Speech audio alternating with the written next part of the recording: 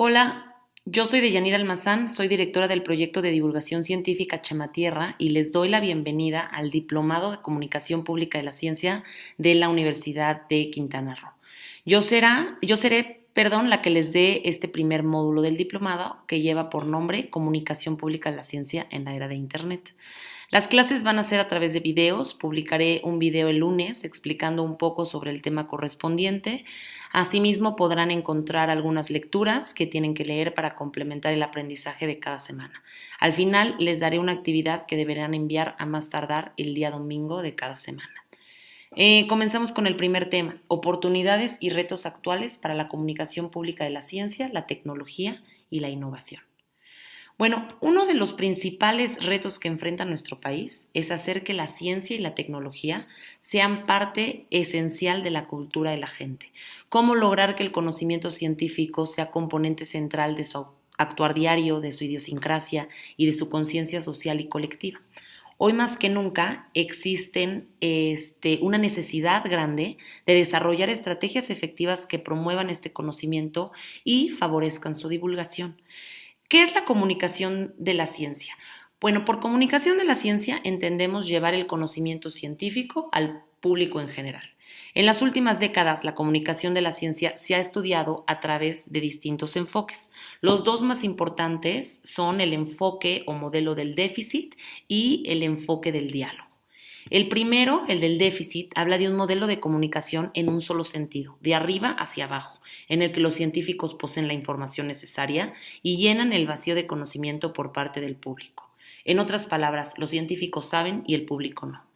Por el contrario, el modelo del diálogo implica un intercambio bidireccional de información entre los científicos y el público.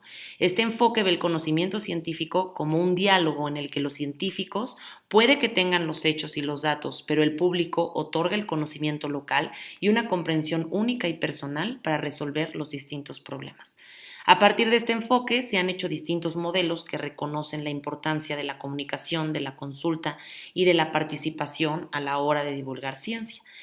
Este triángulo del compromiso público, por ejemplo, fue desarrollado por un grupo de expertos en el Reino Unido e identifica tres caminos clave para la comunicación: la transmisión, la recepción y la colaboración. Como vemos, estas estrategias no funcionan de manera aislada.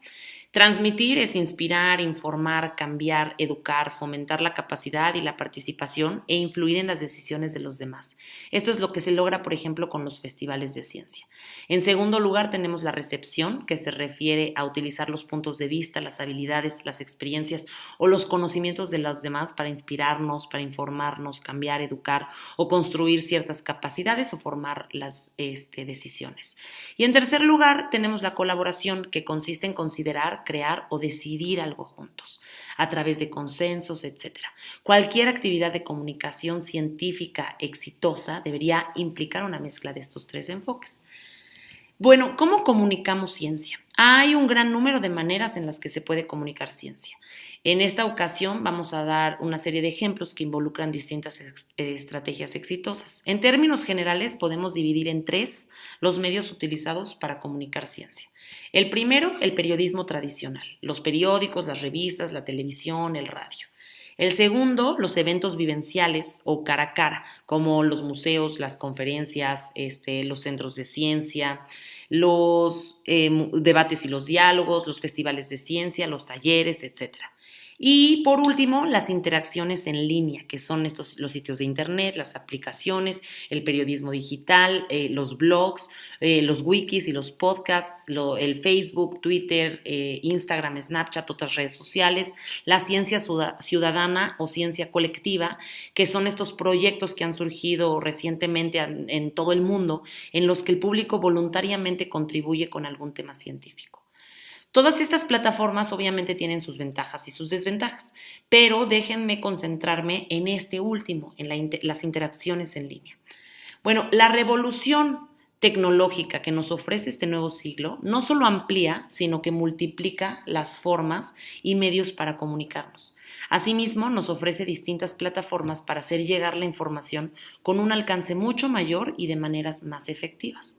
Nuevas maneras de comunicación, tanto plataformas como tecnologías, surgen año con año, desde redes sociales y demás contenido digital hasta tecnología en 360 y realidad virtual. El Internet ha venido a cambiar la manera en que nos comunicamos. Imaginemos que es la tarde del 23 de octubre del 2015. El huracán Patricia, el más poderoso jamás registrado en el planeta, ha tocado tierra en el Pacífico mexicano. Las noticias de todo el mundo hablan sobre esta poderosísima tormenta que viene acompañada de vientos de más de 300 kilómetros por hora. Las consecuencias son potencialmente catastróficas. Para las 10 de la noche, Patricia se había degradado a categoría 4 y continuó perdiendo poder durante la noche. En la mañana del sábado 24, Patricia ya era una tormenta tropical y horas después se había convertido en una baja remanente. No hizo falta esperar al diario del día siguiente para conocer el estatus de la tormenta. Bastó con entrar a la cuenta de Twitter de Protección Civil, del CENAPRED, de la NOAA o de la NASA para seguir el desarrollo y tomar las medidas preventivas a medida que sus vientos iban evolucionando. El poder de Internet para comunicar noticias de manera inmediata es indudable. Mientras que anteriormente la divulgación de temas científicos se hacía a través de medios específicos y tradicionales, hoy en día la comunicación se lleva a cabo a través de plataformas integrales que ofrecen inmediatez, un gran alcance y un rol activo al público para dialogar e integrarse en una discusión sobre los temas científicos de interés. Pero está el otro lado, por supuesto. Déjenme ponerles otro ejemplo. El 19 de septiembre del año pasado, nuestro país fue golpeado por un poderoso sismo. Si bien 12 días antes habíamos sido sacudidos por el terremoto más poderoso del siglo, el del 7 de septiembre de magnitud 8.2, el del 19 de septiembre, como bien saben, pues tuvo mayores consecuencias. Esto se debió a la cercanía y otras características particulares de ese movimiento telúrico como la placa tectónica, la profundidad, etcétera. Pero sin entrar en detalle de lo técnico, la cantidad de información que sucedió a la catástrofe fue interminable. Cientos de noticias sobre el terremoto inundaron el Internet y las redes sociales, desde reportes sobre los edificios colapsados hasta muchas otras pronosticando una réplica más fuerte o el inminente fin de los tiempos y el inminente fin del mundo, inundaban también las redes sociales. Este es el principal problema de Internet.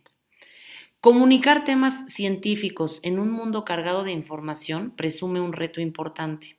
La computadora, la televisión, el DVD y las plataformas como Facebook y YouTube han alimentado el interés del público por mensajes cortos y audiovisuales, la mayoría de las veces sin conocer la validez del contenido y el riesgo de la desinformación. Mayor información significa también menor rigor y muchas veces menor calidad en la información que se transmite. Por otra parte, la necesidad de mandar noticias al instante hace que muchas veces se envíe información errónea o falsa. Es por esto que lo más importante cuando comunicamos temas científicos es obtener información de las fuentes correctas y siempre validar y revisar la información antes de compartirla. Más vale salir un minuto tarde que compartir información falsa. Al mismo tiempo, muchos autores han expresado su preocupación por el conocimiento superficial que obtiene el público, que muchas veces se traduce en una malinterpretación o mal entendimiento de una noticia o de un tema científico. Mucho más peligroso es la misma malinterpretación o desconocimiento por parte de los mismos comunicólogos. Como ejemplo, pondré esta nota del periódico español ABC, que llevaba por título "El cambio climático no ha podido frenar la ola de frío en Europa". El problema de este encabezado es que transmite muchas ideas erróneas sobre el cambio climático. Número 1, brinda una percepción equivocada de que el cambio climático se traduce únicamente en calentamiento global, cuando sabemos que los efectos del cambio climático tienen que ver con cambios en el clima en general, incluyendo fríos extremos. Y en segundo lugar, confunde por completo los conceptos de tiempo y clima. La mayoría de los científicos sostienen que cualquier variación de un año a otro no puede vincularse directamente con el cambio climático. Me gustaría citar aquí a Neil Henry, un profesor de periodismo de la Universidad de Berkeley. Él dice: "Veo un mundo en el que la fuerza de una oferta de noticias de calidad e independiente está en peligro, con la consecuencia de una sociedad cada vez más fracturada, menos informada y más susceptible de ser manipulada por el marketing y los más variados intereses". La primera gran paradoja que se plantea en este mundo cambiante y acelerado es que la información disponible es inversamente proporcional a un público realmente informado.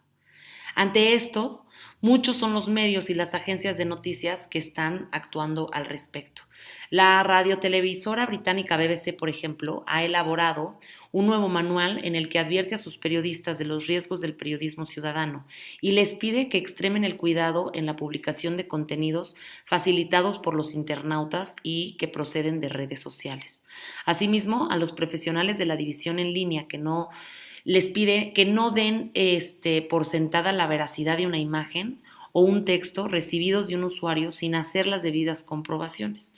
En cuanto a los enlaces que se hacen con noticias, aconseja que siempre que se pueda se realicen con fuentes originarias y no con blogs y otras plataformas de este tipo. Agencias como la BBC ya incorporan a un departamento que se encarga de verificar los hechos y desacreditar historias deliberadamente engañosas y falsas disfrazadas de noticias verdaderas. Todo esto habla de una urgente adaptación por parte de los medios y de los divulgadores. Estar atentos al peligro inminente que representa Internet al convertir la divulgación científica en una sucesión de anécdotas que desvirtúa la formación de una cultura científica de masas. Porque hoy ya no es necesario abogar por más divulgación de las ciencias, a pesar de que en muchos medios, sobre todo en prensa, hayan desaparecido secciones y especialistas en información científica. Hoy lo más importante es abogar por una mejor contextualización del discurso científico que permita una mayor comprensión pública. Recuerden, más no siempre es mejor. Muchas gracias. Bueno, aquí les comparto también las lecturas obligatorias, son estas dos, Comunicación Digital e Investigación Científica de Francisco Asensi y el Mutatis Mutandis de la Comunicación Científica en la Era de Internet de Vladimir de Semir. Estos textos los pueden encontrar aquí en la carpeta de este primer módulo. Asimismo, les comparto algunas lecturas complementarias que también pueden resultarles interesantes. Aquí están citadas, también se las pongo en la carpeta. Y bueno, para reflexionar con base en estas lecturas de Vladimir de Semir, quisiera que reflexionáramos sobre cuáles consideran que son los principales peligros del Internet y los medios digitales, y posteriormente ahí en la lectura van a encontrar que habla sobre el portal científico futurity.org. Y pues la pregunta es que ustedes reflexionen si coinciden con la manera en que el autor lo considera una buena práctica de divulgación científica y qué desventajas puede tener un portal como esto. La actividad que me tienen que entregar, por favor, antes del domingo, bueno, más tardar el domingo 4 de marzo, es comparar un medio tradicional con su versión digital y que me pongan, ¿ha sabido este medio adaptarse a las plataformas digitales? ¿Cuáles son las debilidades y las fortalezas de cada uno? Cualquier duda me pueden contactar al correo de deya.almazan@gmail.com. Y pues aquí estamos a sus órdenes. Mucha suerte, gracias.